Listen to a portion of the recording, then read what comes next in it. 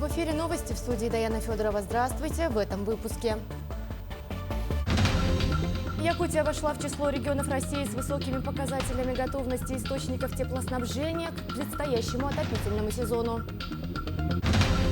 В аэропорту Маган открылся новый гараж-стоянка для спецавтотранспорта. Объект возвели в рамках масштабной программы Фонда развития инфраструктуры воздушного транспорта национального проекта «Эффективная транспортная система». Во Владивостоке прошли официальные мероприятия Генконсульства Вьетнама по случаю празднования Дня независимости и 81-й годовщины Августовской революции. Расскажем подробности. В Нерюнгре определили лучших добровольных огнеборцев. Работники пожарных формирований производственных подразделений электростанции соревновались в пожарно-прикладном спорте. Якутия готовится к празднованию Дня российского флага. На центральных площадях проходит традиционная акция по раздаче ленточек в цветах триколора и не только.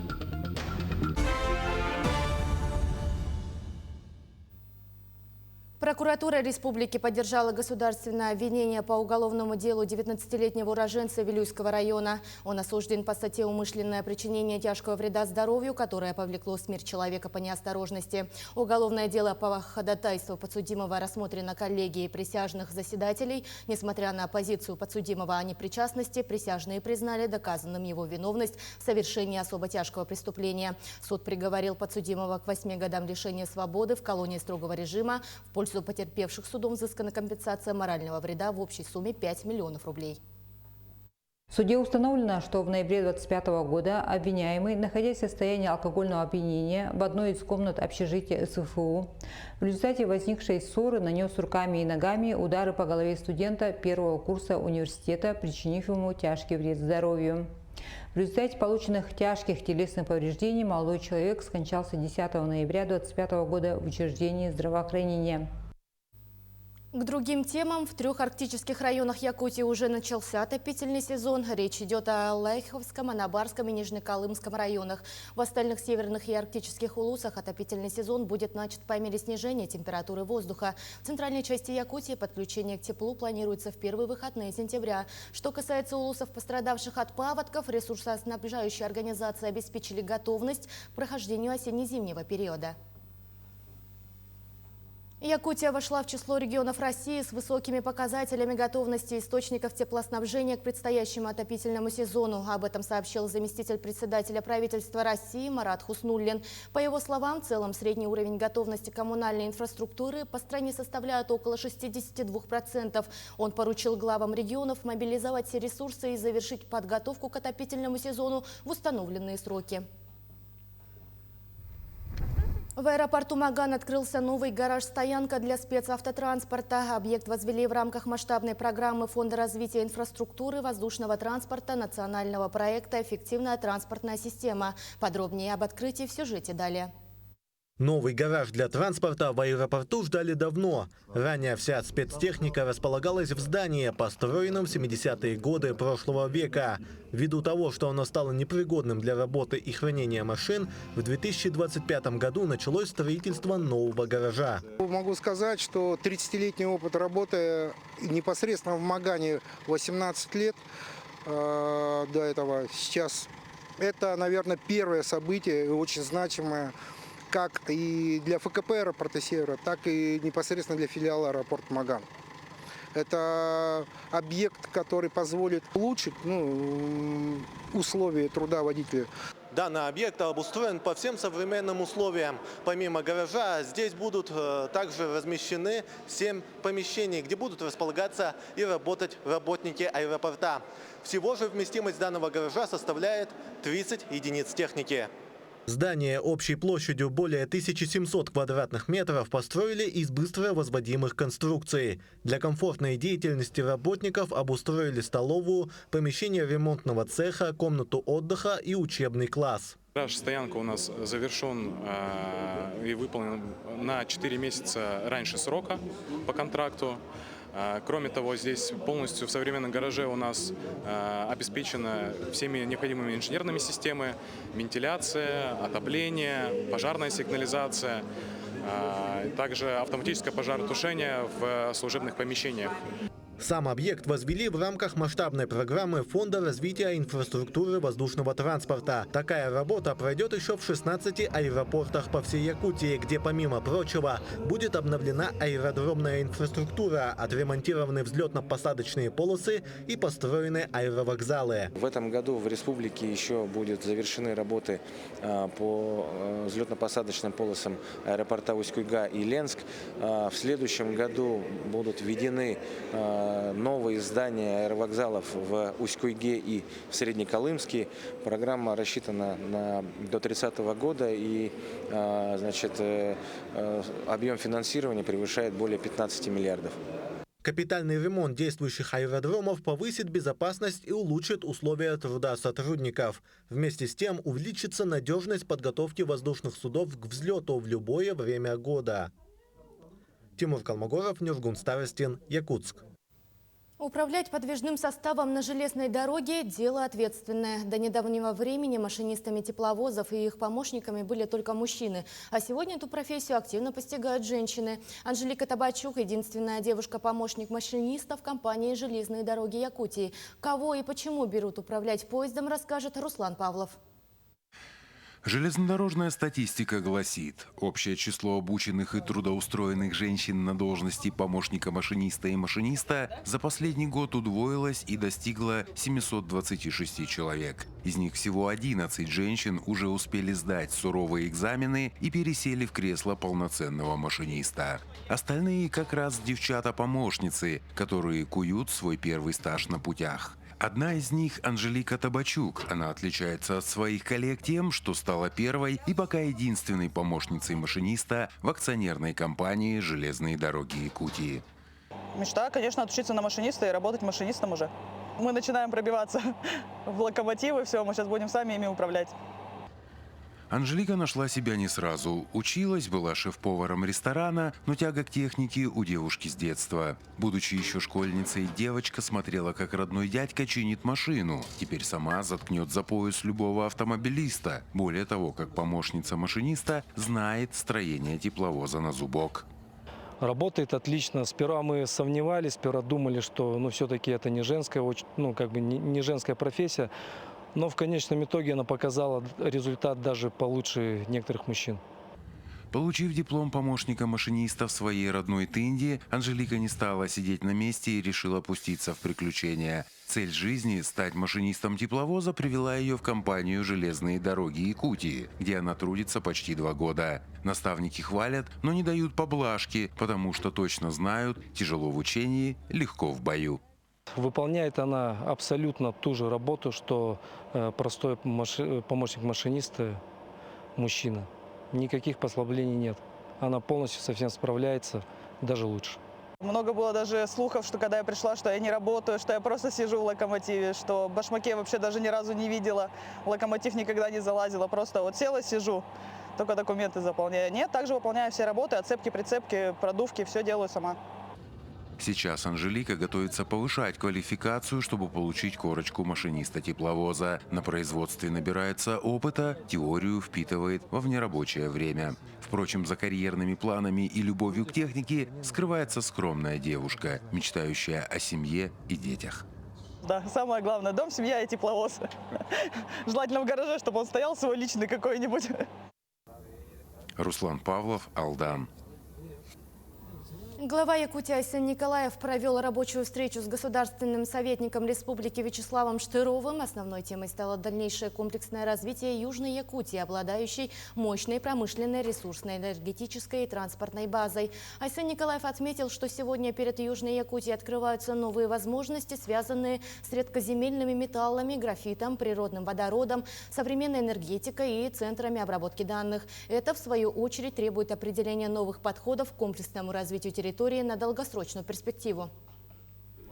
Пришло время переоценить, оценить состояние дел, которые сейчас там есть, переоценить перспективу на будущее и создать новые подходы, может быть, создать новый проект комплексного развития, может быть, утвердить у нас в правительстве Российской Федерации, но, по крайней мере, двигаться. В Москве якутское землячество, ветеранов, куда они тоже провели целую конференцию свою, там выработали рекомендации и попросили меня доложить Арсению Сергеевичу, что я не так настаивать на этом. Вот такие главные проблемы мы обсуждали.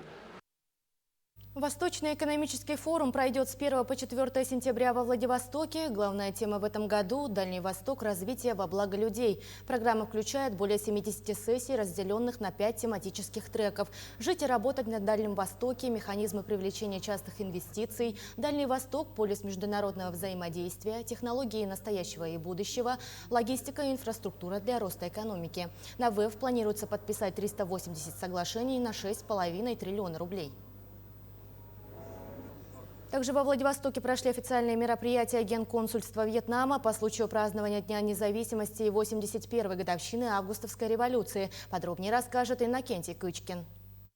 Отношения между Россией и Вьетнамом на сегодняшний день находятся на наивысшей точке своего развития. Подкрепляет их документ о всеобъемлющем стратегическом партнерстве.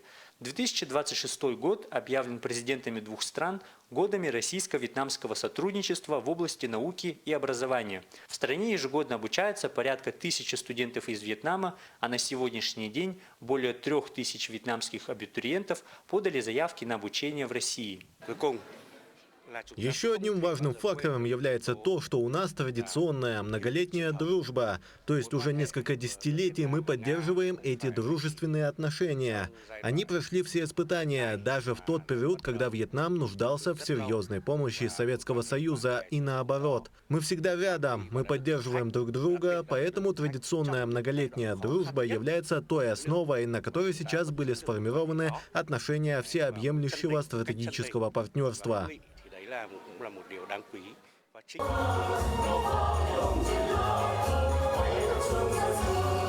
Одним из важных событий стало переименование остановки «Спортивная» в сквер Хо Ши Мина, так как неподалеку расположен памятник первому президенту социалистического Вьетнама. Его подарила Владивостоку вьетнамская сторона в знак дружбы народов в 2019 году. С инициативой выступило Приморское общество российско-вьетнамской дружбы. Дело в том, что лидер вьетнамского народа, товарищ Хо Ши Мин, 3 раза был во Владивостоке. И это очень знаково для нас, потому что именно здесь, во Владивостоке, по пути в Москву, мы понимаем ту работу, которую он вел. Он был членом Коминтерна, он делал большую, важную, революционную, патриотическую работу и, собственно говоря, создавал патриотическое движение у себя в стране. И, безусловно, здесь Владивосток крайне интересная и важная локация на его пути. Вьетнамоведение системно изучается в Дальневосточном федеральном университете. Так, например, в этом году открылась первая в России совместная программа бакалавриата с Вьетнамским университетом в городе Дананг в области международных отношений. Город выбран не случайно, так как в нем находится свободная торговая зона. Главная цель – превратить Дананг в экономический центр регионального масштаба, который станет важным звеном в азиатско-тихоокеанской цепочке поставок. Иннокентий Кычкин, Владивосток. На Нерюнгринской ГРЭС определили лучших добровольных огнеборцев. Работники пожарных формирований производственных подразделений электростанции соревновались в пожарно-прикладном спорте. Ирина Жданова продолжит тему.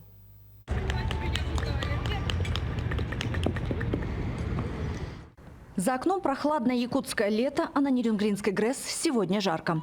Здесь проходят захватывающие соревнования по пожарно-прикладному спорту.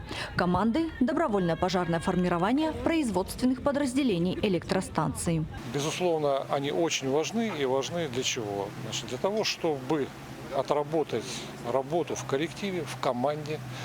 Соревнования по пожарно-прикладному спорту являются неотъемлемой частью подготовки, в том числе и спецподготовки наших сотрудников. Участникам предстояло пройти 3 этапа, максимально приближенных к реальным условиям тушения пожара на промышленном объекте. Это боевое развертывание и подача воды, 100-метровая полоса препятствий и тушение электротехнического оборудования. Навыки применения первичных средств пожаротушения на Нерюнгринской ГРЭС отрабатываются постоянно, и данные соревнования – это один из многочисленных этапов отработки этих навыков. Нужны они для поддержания постоянной боевой формы так называемый, при возникновении чрезвычайной ситуации. Каждая команда демонстрировала не только физическую подготовку, но и тактическую грамотность. В соревнованиях определили победителей, а также проверили готовность всего предприятия к нештатным ситуациям. Подготавливались мы часто, собирались после рабочего времени, сплоченность, все настраивали, готовились морально, физически, рассчитывали на победу, старались, били за это. Грубо говоря, вырвали. Энергетика – зона повышенной опасности. И от того, насколько быстро и слаженно сработает персонал, зависят жизни людей и надежность энергоснабжения целого региона. Именно поэтому такие мероприятия не просто формальность, а жизненная необходимость, когда каждый сотрудник должен четко знать алгоритм действий при локализации любых видов возгораний. Ирина Жданова, Захар Головин, Нерюнгри. В преддверии Дня государственного флага Российской Федерации в столице региона состоялось торжественное мероприятие по вручению паспортов 14-летним жителям республики. Так, более 20 ребят стали обладателями своего первого паспорта. Помимо официального мероприятия, новоиспеченным гражданам России в игровой форме рассказали о том, какие права появились у ребят, как важно ответственно относиться к личным данным и как зарегистрироваться на портале госуслуг. Мы также напомнили детям и обязанности по сохранению, сбережению своих персональных данных. Это очень важно в наше время. И о том, как обезопасить свой аккаунт госуслуг. Необходимость создания сложных паролей, двухфакторная аутентификация. Обязательно не использовать уникальные пароли. Точнее, надо использовать уникальные пароли, чтобы к каждому аккаунту был отдельный пароль. Вот. И подобные методы помогут людям избежать взлома. Продолжая тему, на центральных площадях проходит традиционная акция по раздаче ленточек в цветах триколора. Как прошло мероприятие, расскажем далее. 22 августа в России отмечается День флага. Традиционно в этот день на площадях города пройдут праздничные мероприятия. Ну а накануне волонтеры раздали ленточки в цветах триколора. Что же обозначают цвета на флаге? Белый символизирует чистоту, синий же у нас обозначает веру и верность, ну а красный – силу и энергию. Впервые российский флаг в своем привычном виде появился в 1705 году. Тогда Петр I издал указ, согласно которому триколор крепился на торговые судна. Далее флаг нашей страны неоднократно менял свой цвет. Ну а в 1991 году Россия вернула белый, синий и красный цвета. Тогда триколор водрузили на здание Дома правительства. Сам же праздник российского флага стали отмечать с 1994 года. Российский флаг – это все. Это и родина, и семья, и дети, и внуки, и правнуки, мужья и жены. Для меня это российский флаг, это символ того, что наша родина это как бы сильная, дружная и обладает такой дружелюбной атмосферой. Где-то слышала про цвета, то что типа каждый цвет обладает каким-либо символом. Например, белый означает символ чистоты, свободы. Голубой – это более такая гармония, а красная – это сила. Флаг для меня – это символ единства, символ силы, символ содружества.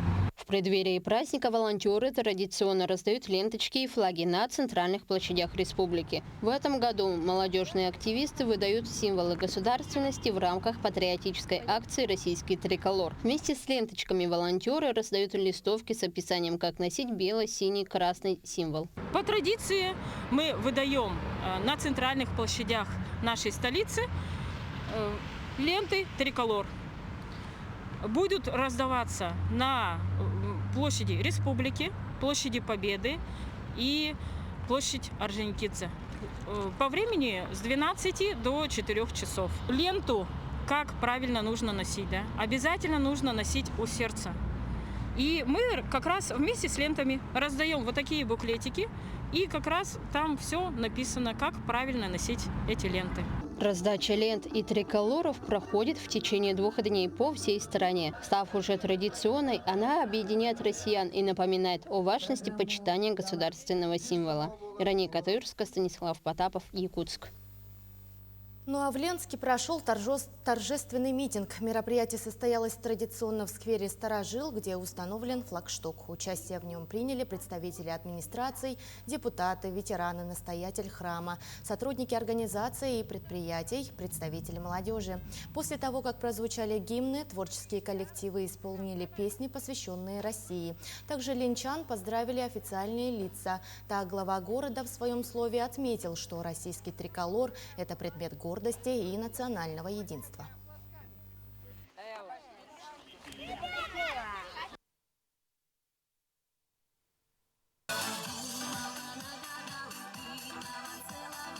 Мы живем в сложное время, и когда видишь флаг, когда наши бойцы его поднимают на освобожденных территориях, в поселках, в городах и селах Донбасса, с одной стороны испытываешь невероятную гордость, с другой стороны понимаешь, какой ценой достается война и в каких условиях наши земляки, ленчане, жители Ленского района в блиндажах и в окопах сегодня добывают эту победу для всех, для нас.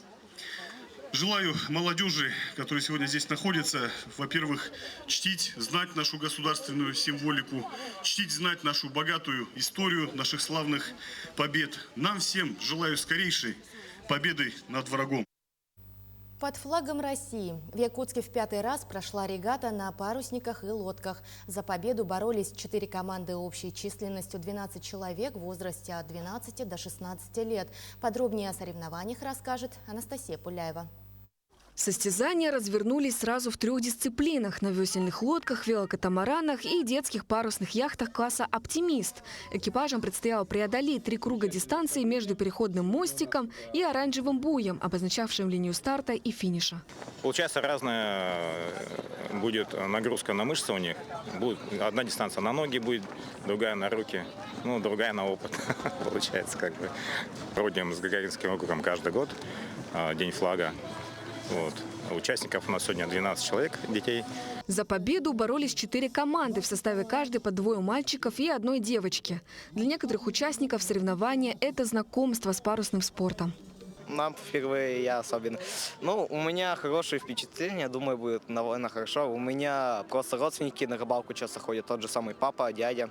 На лодках меня в детстве катаю, ну, так сам никогда не греб, ни вот это не все. Я тут в первый раз решила попробовать, потому что я хочу узнать, как плавать на лодке и на катамаране. Первыми на водную дистанцию вышли более опытные экипажи, чтобы на своем примере показать весь маршрут. Среди яхтсменов и Магомед Мустафаев, активный участник соревнований по парусному спорту.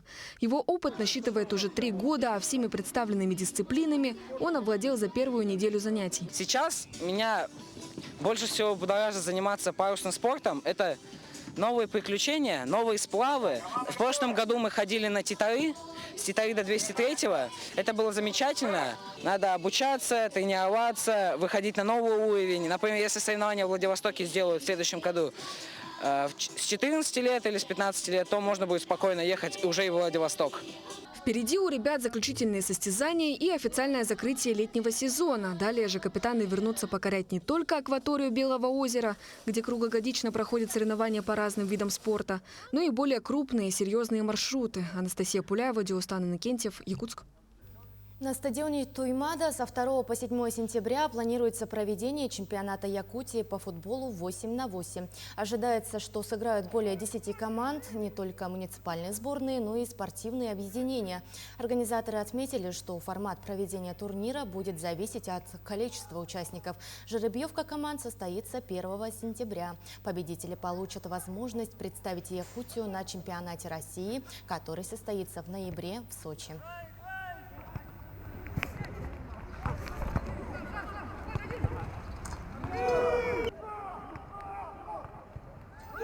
Уже завтра будет дан старт 3-му Маинскому марафону. В этом году марафон будет реализован в рамках программы поддержки местных инициатив, где было выделено 1 800 000 рублей. Эти средства были направлены на приобретение необходимого инвентаря для проведения соревнований, что позволит обеспечить высокий уровень организации мероприятия. В марафоне будут участвовать 700 человек на 7 дистанциях. Все слоты на участие приобретены. На сегодняшний день организаторы активно готовится к марафону, идет раздача стартовых пакетов, а также завершаются последние приготовления к грандиозному событию этого лета.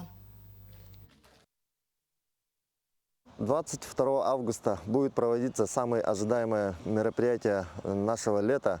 В селе Мая будет проводиться третий марафон имени трехкратной чемпионки мира Татьяны Юрьевны Жирковой. В этом году, в отличие с предыдущими годами, марафон будет проводиться при поддержке Министерства финансов, программы поддержки местных инициатив. Подготовка к мероприятию идет полным ходом. Для проведения мероприятия у нас привлечены все предприятия села Мая, а также поддержали очень много спонсоров.